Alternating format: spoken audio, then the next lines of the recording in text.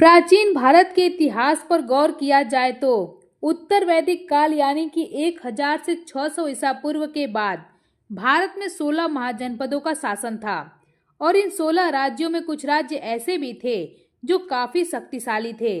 उन्हीं में से एक था मगध। मगध न सिर्फ शक्तिशाली था बल्कि उसके किस्से दूर दूर तक फैले हुए थे। शुरुआत में मगध साम्राज्य काफी सीमित क्षेत्रों में फैला था, लेकिन जब बिंबिसार ने मगध की राजगद्दी संभाली तो मगध का विस्तार शुरू हो गया और मगध अपने उत्थान की ओर अग्रसर होने लगा। बिंबिसार का संबंध हर्यक वंश से था। जैन साहित्य के अनुसार बिंबिसार के पिता का नाम भट्टिय था। पुराणों के अनुसार बिंबिसार को शोणिक भी कहा गया। कहा जाता है कि मात्र 15 साल की उम्र में बिंबिसार ने प्रदोत वंश के महाराजा वर्तिवर्धन की हत्या करके हर्यक वंश की स्थापना की, जिसके बाद बिंबिसार ने राजगीर को अपनी राजधानी बनाई, जिसे उस वक्त राजगिरी कहा जाता था, यानी कि राजा का घर।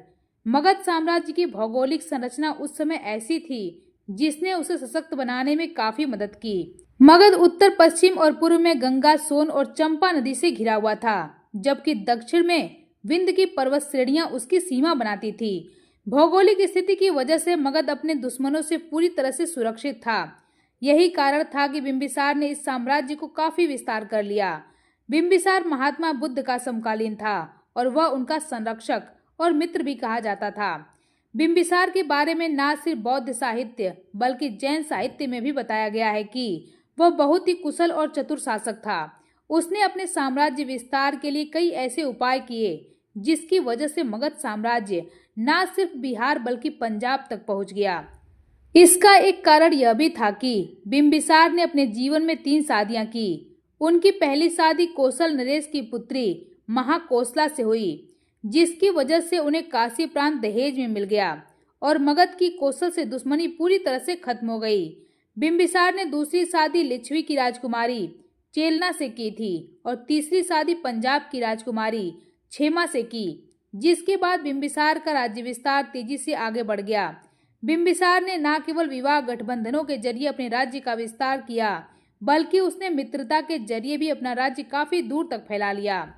अवंती के राजा को उसने मित्रता के जरिए अपने राज्य में मिला लिया था, जिसके बाद अंग के राज्य को भी बिंबिसार ने जीत लिया और अपने बेटे अजातशत्रु को वहां का प्रभारी बना दिया।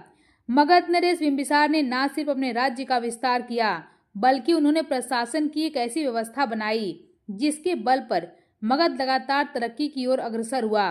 बिंबिसार ने अपनी प्रजा को खुश करने के लिए उनके जीवन में बुनियादी सुविधाओं के साथ साथ राज्य में व्यवस्थाओं पर भी ध्यान दिया। राज्य में किसी को भी मनमानी करने की इजाजत नहीं थी। उसका प्रशासन बहुत ही उत्तम था। उसके राज्य में प्रजा सुखी थी। वह अपने कर्मचारियों पर कड़ी नजर रखता था। बौद्ध ग्रंथ विनय पिटक के अनुसार बिंबिसार ने अपने पुत्र अजातशत्रु को युवराज घोषित कर दिया, परंतु अजातशत्रु ने जल्दी राज्य पाने की कामना से बिंबिसार का वध कर दिया।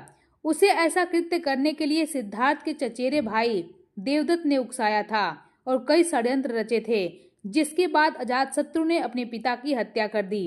जैन ग्रंथ के आवश्यक सूत्र के अनुसार जल्द राज्य पाने की चाह में अजातशत्रु ने अपने पिता बिंबिसार को कैद कर लिया, जहां रानी चेलना ने बिंबिसार की देखरेख की। बाद में जब अजातशत्रु को पता चला कि उसके पिता उसे बहुत चाहते हैं और वे उसे युवराज नियुक्त कर चुके हैं, तो अजातशत्रु लोहे के राड को लेकर बिंबिसार की बेड़ियां काटने कैद खाने में चला गया।